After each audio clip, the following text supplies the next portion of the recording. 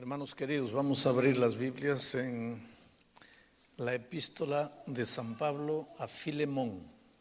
Epístola de San Pablo a Filemón. Los mensajes de este texto son maravillosos. Mira lo que dice, 1, 2 y 3. Pablo, prisionero de Jesucristo. ¿Por qué dice prisionero de Jesucristo? Porque por dos motivos. Él era un prisionero de Jesucristo porque Jesús lo había esclavizado con su amor. Ese tipo de esclavitud yo quisiera. La conquista del amor. Cuando Jesús te cautiva con su amor y tú te echas a los pies de Jesús y dices, Señor, haré lo que me dices, iré a donde me mandes, soy tuyo hasta la muerte. En realidad, para mí la conversión es el momento en que te tornas esclavo del Señor Jesucristo. Y Pablo era un esclavo de Jesucristo. ¿Recuerdas de Pablo? Un perseguidor de cristianos. Un hombre sincero, pero sinceramente equivocado. Hay mucha gente que piensa que sinceridad es una cualidad. Que sinceridad es una cosa maravillosa. Y es. Pero te digo una cosa, hay mucha gente que puede estar sinceramente equivocado. Pablo es un ejemplo de eso. A veces yo estudio la Biblia con alguna persona que no conoce a Cristo y ya entendió el mensaje. Yo tenía un vecino un día, estaba estudiando la Biblia con él, porque querido, yo no predico solo del púlpito, yo también predico personalmente. Y yo tengo la responsabilidad de traer una persona para Cristo como cualquier miembro de iglesia tiene. Mi esposa es una grande mujer porque ella se relaciona con facilidad con las personas, me abre las puertas. Cuando llega el momento de estudiar la Biblia, ahí entro yo, cuando ya las puertas están abiertas. Y este vecino estudiaba y entendía, pero no quería aceptar y luchaba con la palabra de Dios. Y no sé si has encontrado en tu vida eso. Hay gente que estudia la Biblia, entiende, pero no se decide. Y él me dijo un día, pero pastor, y si un día yo me pierdo, pues Dios me va a perdonar, porque si esto está correcto y yo me pierdo, Dios me va a perdonar, porque Él sabe que soy sincero. Yo no estoy rechazando esto porque quiero, sino porque yo no pienso así como usted. Y yo estoy siendo sincero. Solo que, querido, sinceridad no es sinónimo de salvación. Existe salvación por la gracia, existe salvación por la fe, existe justificación por la fe, por el amor de Dios, por la gracia, pero no hay salvación por la sinceridad. No existe justificación por la sinceridad. Sinceridad no te salva. Tienes que entregarte al Señor Jesucristo. Y si en este momento en la televisión alguien me está viendo a través de una cinta grabada, en fin, yo quiero decirte, mirándote a los ojos, mira querido, sinceridad no es sinónimo de salvación. Necesitas de Jesús y necesitas ir a Jesús como un esclavo, conquistado por el amor maravilloso de Jesús, decirle, Señor, yo iré a donde tú me mandes, yo haré lo que tú me digas. Cuando Jesús conquista tu corazón, ya no eres capaz de decirle no. Por eso el interés divino es, hijo, dame hoy tu corazón. Después que me has dado tu corazón, que tus ojos se fijen en mis caminos. No puedes llevar a las personas a andar en los caminos de Dios si primero no le han entregado al corazón a Dios. Es por eso que cuando nos relacionamos con personas y queremos enseñarles la Biblia, lo primero que tenemos que enseñarles es del amor de Jesús, es de la gracia maravillosa de Jesús, es de la misericordia de Jesús, porque eso es lo que conquista. Ahora, cuando la persona se torna un esclavo de Jesucristo, ahora ya va a aprender a andar en los caminos de Dios. Bueno, Pablo, camino de Damasco, pues se encontró con Jesucristo, se volvió un esclavo del Señor Jesucristo, lo amó con todo su corazón y dio una media vuelta en su vida, dejó su sinceridad de lado, en el sentido, no estoy sincero, no, entendió que Jesús lo estaba llamando y ahora esa sinceridad fue usada por el bien y comenzó a predicar el Evangelio. Pablo hizo una cosa linda, él no solo predicó, él escribió. Hubieron otros profetas, otros apóstoles, otros grandes predicadores de la iglesia cristiana. Todos los discípulos se transformaron en evangelistas en el primer siglo del cristianismo, pero no nos acordamos de ellos. ¿Y por qué nos acordamos de Pablo? ¿Por qué? Porque escribió. Escribió. Y un día entendí eso yo. Yo no soy escritor, ¿eh? Yo digo, escritor es el que se sienta y brota. Es un manantial, se sienta y sale. Conmigo no. Yo paso a veces horas, a veces noches y no escribo nada. Quiere decir, yo soy un hombre esforzado para escribir. Y me esfuerzo para escribir porque Pablo es uno de los héroes que yo tengo en la Biblia. Y Pablo me enseña que no basta hablar, no basta predicar el evangelio hablado, hay que escribirlo. La muerte me puede recoger mañana a mí. Y si Cristo no viene de aquí a 10 años, yo continuaré predicando muerto a través de mis libros escritos. Entonces, el ministerio de Pablo era ministerio hablado y ministerio escrito. Él visitaba las iglesias, fundaba las iglesias y después escribía cartas. Y educaba a la iglesia con sus cartas, los hacía crecer con sus cartas, los nutría con sus cartas. Y muchas veces escribió a personas, a veces escribió a Timoteo, esta vez escribió a Filemón, que era su hijo en la fe, y le escribió con un motivo especial, porque cuando Onésimo se convirtió en Roma, entonces ahora le dijo Pablo, vas a tener que volver a Colosas y devolverle lo que le has robado a Filemón. Y tienes que devolverte a él porque le perteneces a él. Y el pobre Onésimo se quedó así medio con miedo, ¿no? Pero y de repente él me va a mandar a la cárcel y de repente él me va a querer cobrar intereses y yo no tengo dinero, soy pobre, ¿y qué hago? Te digo una cosa, enfrentar el pasado siempre provoca miedo. Voy a repetirlo, enfrentar el pasado siempre provoca miedo. Pero no existe presente y futuro saludable si tú no arreglas el pasado. Y voy a repetir este concepto. Enfrentar el pasado provoca miedo, pero no existe presente ni futuro saludable, bonito, lleno de éxito, si tú no tienes el valor de enfrentar el pasado. Hay personas que piensan que olvidándose del pasado, dejando todo sin arreglar en el pasado y comenzando hoy está bien. No, tienes que enfrentar el pasado. Tienes que volver a Colosas y devolverte a Filemón y devolver el dinero. Y eso era difícil. Pero querido, no vale la pena querer construir un futuro cuando hay un pasado desarreglado por ahí. Yo encontré en este país una persona un día que me dice, pastor, estoy feliz, mi vida está linda, Dios me ha prosperado, Dios es maravilloso, he comenzado una nueva vida. Pero él tiene un hijo en un país de Sudamérica que él no ha reconocido. Un hijo que no conoce al padre. ¿Cómo puede él construir un futuro aquí sin volver a arreglar el pasado? ¿Tú te das cuenta? Y ese es un principio cristiano. Por eso Pablo no le dijo a Onésimo, bueno, ya estás aquí, perdonado, todo, deja ahí, olvídate de Filemón. No, le dijo, vas a volver y vas a arreglar y vas a pedir perdón y entonces vas a ser realmente feliz.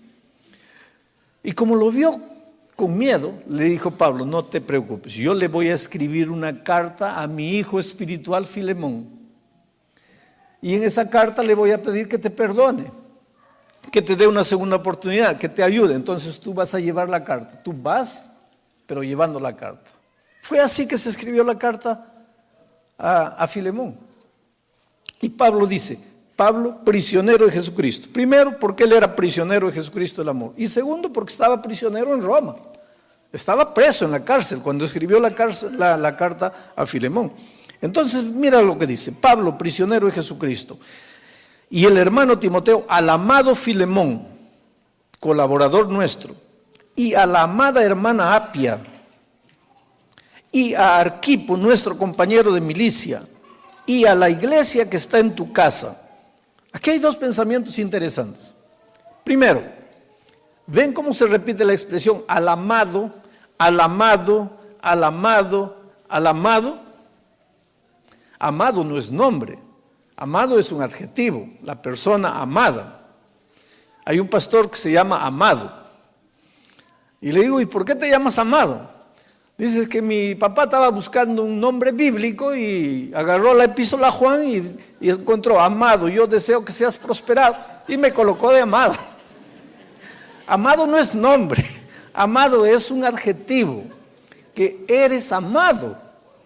Amado por Dios y amado por mí. Es lo que Pablo dice. A mi amada hermana Apia, a mi amado hermano Filemón. A mí me admira, querido, cómo en la iglesia primitiva había luchas, había dificultades, pero era una iglesia que se amaba. Era una iglesia que compartía. ¿Y saben por qué era una iglesia que se amaba? El secreto está en el propio versículo. Dice, y a la iglesia que está en tu casa. Y ahora voy a entrar en un asunto importantísimo. Mire, en la casa de Filemón había una iglesia. ¿Cuántos formarían parte de esa iglesia? Para caber en una casa, no eran más de 20. Pero había una iglesia. Les voy a decir algunas cosas que los va a asustar esta noche.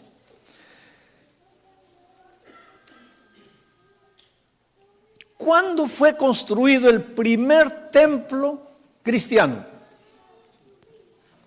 ¿En el primer siglo? No. ¿En el segundo siglo? No.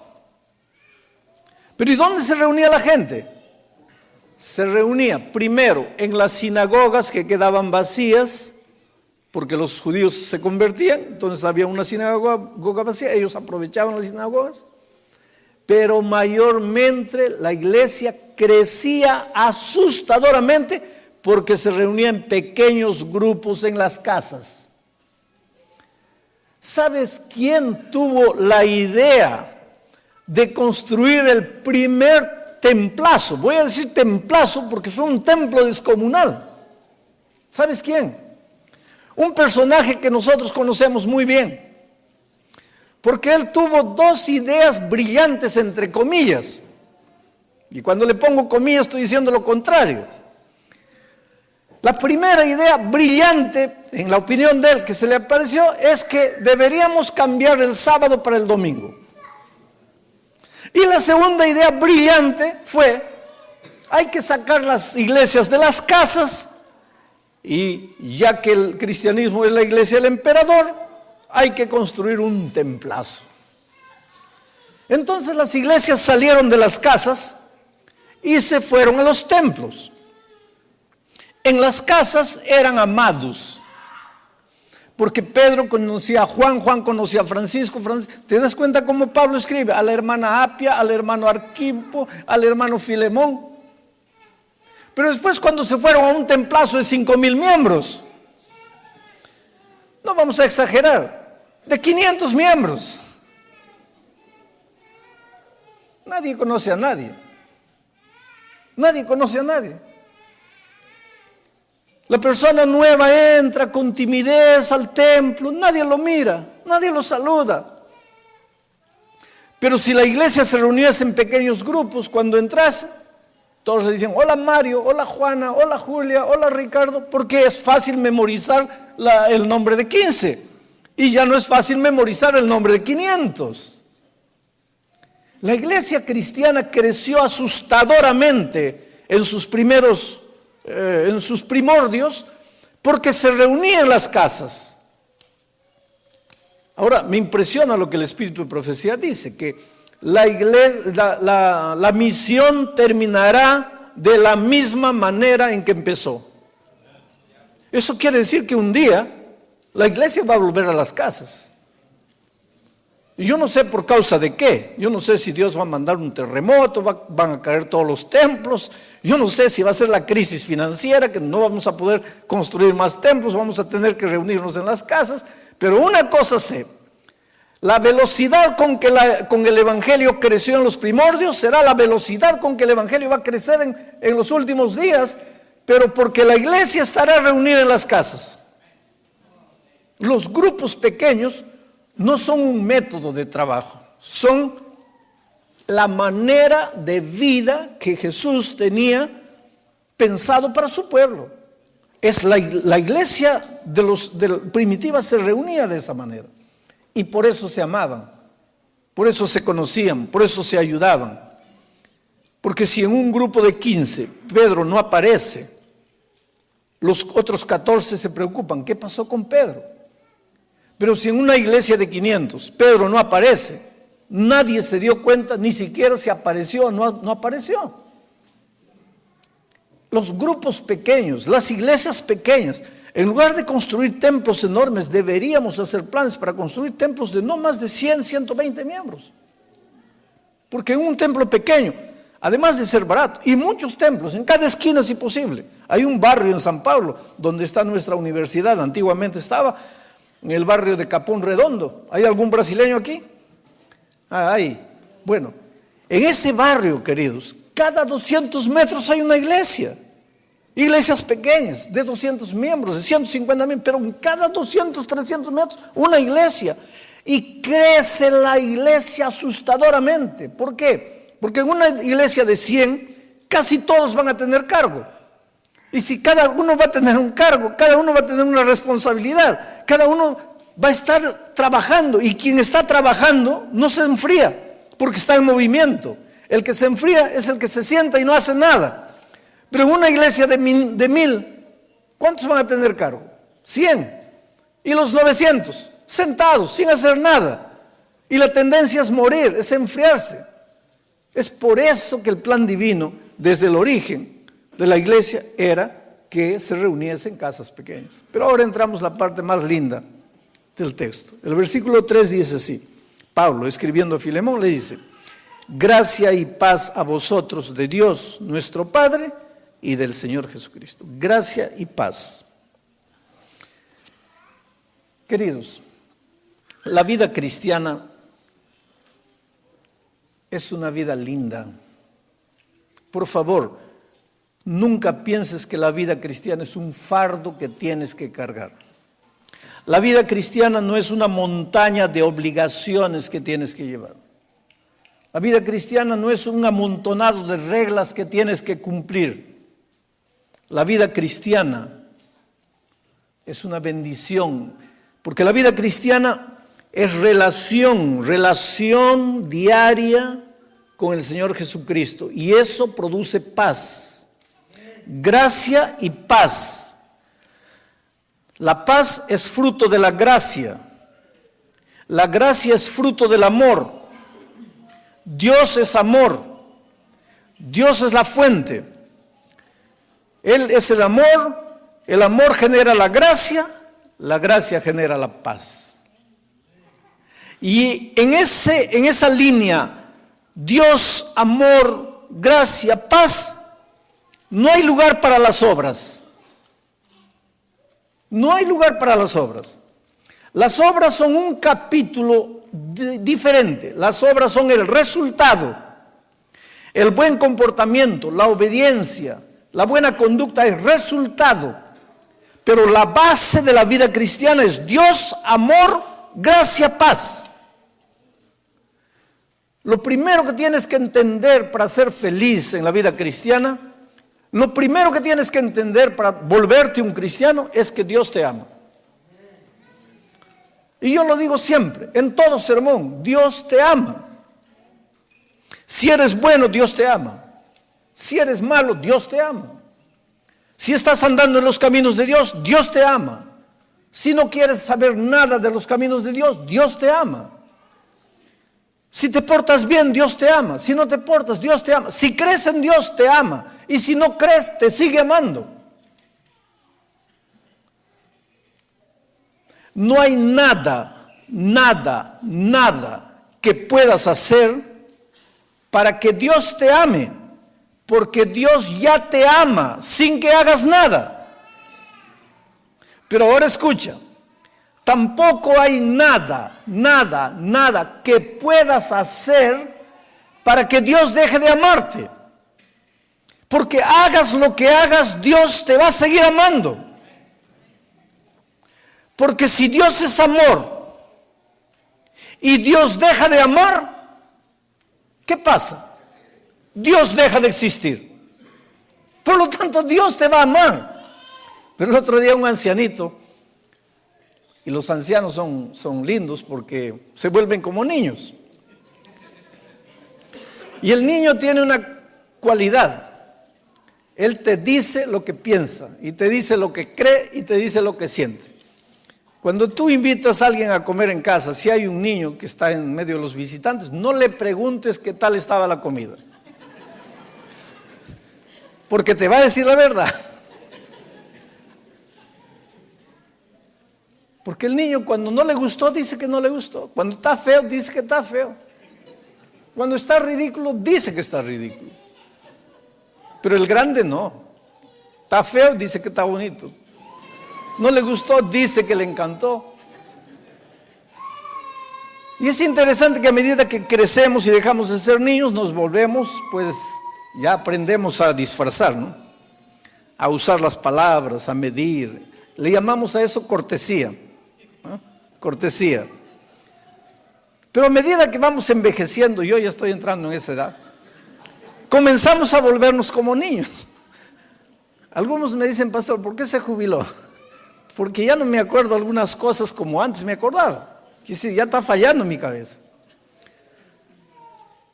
Y lo interesante es que cuando llegamos a una edad en que pensamos que somos indispensables, es que ya no somos más, quiere decir, ya somos dispensables. Entonces, ¿por qué? Los viejitos, pues ellos tienen la capacidad de decir lo que piensan. Y un día terminando de predicar un sermón así, vino un viejito y me dice así, pastor, usted no puede predicar eso que está predicando. ¿Qué cosa? Que Dios ama al malo, ama al bueno, ama al que quiere, ama al que no. No, eso no puede predicar. Pero hermano, esa es la verdad. No puede predicar, pastor. ¿Pero por qué no puedo? Porque las personas van a pensar así. Bueno, si soy malo, Dios me ama. Si soy bueno, Dios me ama. Si quiero, Dios me ama. Si no quiero, Dios me ama. Si creo, Dios me ama. Si no creo, Dios me ama. Entonces, ¿para qué me preocupo? Dios me ama, ya estoy salvo. Querido, esto es lo que tenemos que entender, que el amor de Dios jamás se va a acabar. Pero el amor de Dios solo te va a salvar si tú te dejas salvar. Y si tú no te dejas salvar, te vas a perder, a pesar del amor de Dios. Yo creo que en la mesa que el Señor está preparando para sus hijos, hay un lugar para cada uno de ustedes, para mí, con tu nombre, nombre, apellido, todo ahí. Tu lugar está reservado en la mesa donde el Señor Jesús va a tomar la cena de la victoria y donde se va a cantar el cántico de Moisés y del Cordero.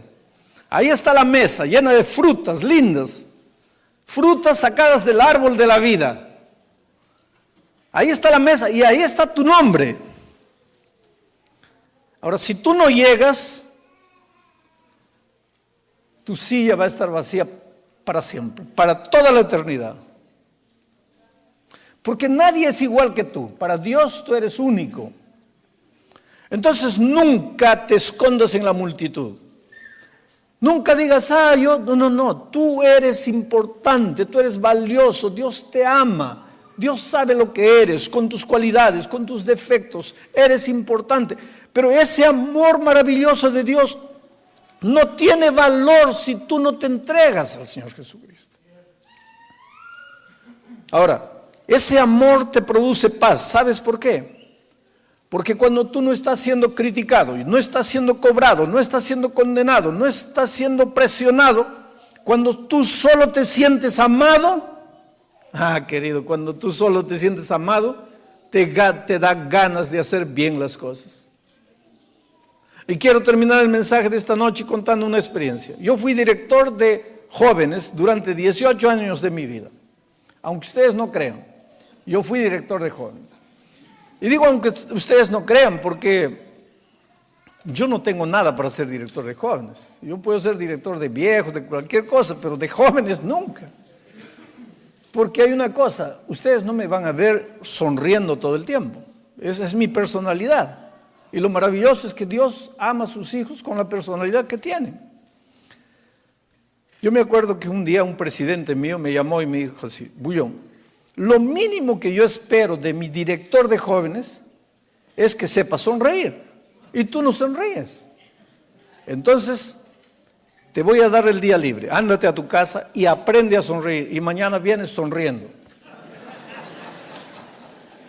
Y fui a la casa y me metí al baño y me metí delante del espejo. Y cada sonrisa salía peor que la otra. Entonces llegué a la conclusión: no, yo tengo que ser yo, no puedo estar. Y Dios me bendijo, 18 años dirigiendo jóvenes. Mira. Y cuando llegué al Brasil, yo ya era director de jóvenes en el Perú. Cuando llegué a Brasil como director de jóvenes, hice un campamento. Iba a llevar unos 60, 70 jóvenes al campamento, en carpas ahí en el campo, a la orilla de un río. Y vino un pastor y me dice: oye, no lleves a ese muchacho. Y me apuntó, porque ese muchacho es una plaga. Ese muchacho es desobediente, es malcriado. Y es de aquellos malcriados, no que hacen malcriades y que se esconden, sino de aquellos malcriados que te desafían. Entonces, si quieres tener un bonito campamento, no lo lleves. Pero yo pensé, estoy llegando al Brasil, yo no lo conozco al muchacho, todas las informaciones que me llegan son las peores. Pero ¿cómo le puedo negar una oportunidad si nunca le di una oportunidad? Entonces lo llevé. Me arrepentí. Todo lo que me habían dicho era poco. Este muchacho era terrible, terrible. Hacía cada cosa terrible. Y nosotros teníamos reglamentos en el campamento. Si un muchacho cometía una falta, el consejero hablaba con él. Volvía a cometer la falta, el preceptor hablaba con él. Volvía a cometer la falta, la misma falta, por tercera vez lo traían para mí. Yo era el director del campamento. Pero para mí era solo para decirle: agarra tu maleta y te vas. Él cometió la falta, se rió del preceptor. Volvió a cometer la falta, se rió en la cara del preceptor, del consejero. Y volvió a cometer la tercera falta y ahora él sabía que lo iban a traer conmigo. Yo no hablé esa noche, dejé para hablar al día siguiente. Pero al día siguiente, queridos, no llegó. Esa medianoche yo me desperté con gritos alborozados, gente llorando, gritando. ¿Qué había pasado? Este muchacho a medianoche, 1 de la mañana, agarró agua helada y comenzó a abrir la carpa de las chicas y echando agua helada. Y en la oscuridad, porque estábamos en el campo, las chicas salían y se tropezaban con las cuerdas de las carpas, caían una encima, todas en ropa de dormir, algunas mal vestidas incompletamente. Un escándalo. Y el tipo es el que había hecho. Y en el centro del campamento un muñeco de paño enorme en el pecho, Pastor Bullón, siendo quemado ahí. Ahora, el más santo pierde la paciencia. Y yo no soy del más santo. Entonces dije: no, este se va. ¿Dónde está? Está en la carpa allá. Fui a la carpa. Cuando entré a la carpa de él me dice: no hable nada. ¿Qué? ¿No hable nada? Aquí está mi mochila, me estoy yendo. Quiere decir, el tipo no me da ni siquiera el gusto de expulsarlo. Él se va solo. Dije: no. En el momento, ¿cómo son las cosas? Dios cambia. Y en el momento Dios colocó en mi mente algo. Le dije: mira, yo no vine a expulsarte. ¿Cómo no? El reglamento dice: sí, pero no vine a expulsarte. ¿Viniste a qué? Le dije: mira, hijo, yo vine a decirte que te amo. Está difícil, ¿sabes? Está muy difícil. Pero te amo. Y él se puso rojo y me dice: pastor, mire, gríteme, insúlteme, dígame lo que quiera, pero no me diga que me ama. Me dijo: ¿pero por qué? Nadie me ama. Mis padres no me aman, la iglesia no me ama, mis compañeros, nadie me ama. No me mienta, pastor, usted no me ama. Le digo, hijo, no está fácil, pero te amo. Y no te vas a ir. Vine a pedirte que te quedes. ¿Pero cómo? Y vine más. Te voy a colocar de jefe de disciplina del campamento.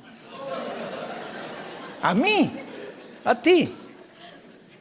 Porque tú te las sabes todas. A ti nadie te va a engañar. Pero usted confía en mí, pastor. Voy a confiar, hijo. Pasaron años. Un día en nuestra universidad me encontré.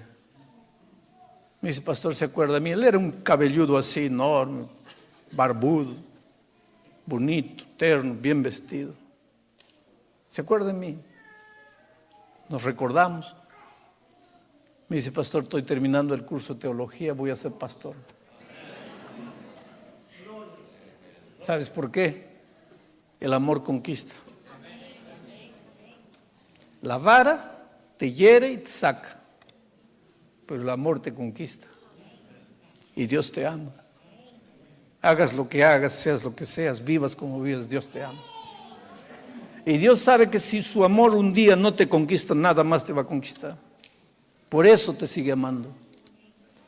Yo quisiera preguntarte esta noche, ¿cuántos quisieran decirle, Señor, gracias por tu amor maravilloso? ¿Quieren levantar la mano? Que Dios les bendiga, hermanos. Que Dios los bendiga a todos los que están mirando por la televisión.